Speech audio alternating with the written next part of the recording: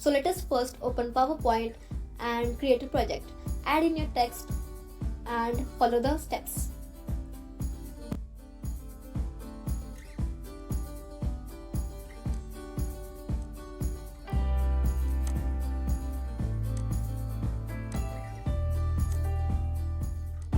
The first feature I found was new animations.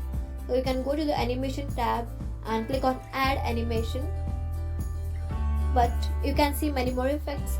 Click on more entrance effects down there. You can select any one of the effects, while some are new while others are just old one. Click on the effect and select OK. Now the next feature is modifying effects. So go to the animation pane and select the effect and click on drop down menu. Then select effect options and you can modify all these.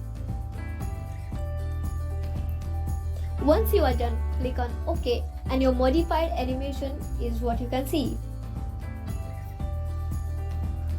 The next feature I found was custom animation path. You might know it already, but we are going to modify it a little bit. Once you are done with making path, click on escape and go to the animation pane if you're not already.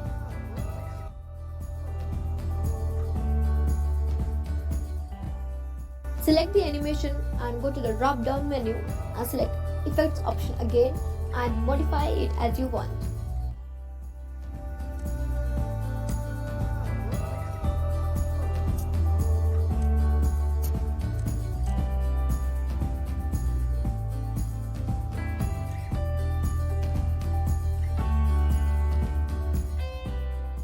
The next feature of PowerPoint is adding more than one animation effect to the same object. First, select the animated object already on Add Animation. You can select any of the effects and you'll see that both the animations are applied to the same object. All you have to do is make the animation start with previous.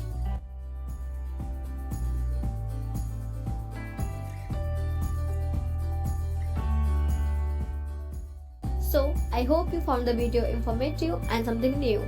Don't forget to like, share and subscribe. Thank you for watching.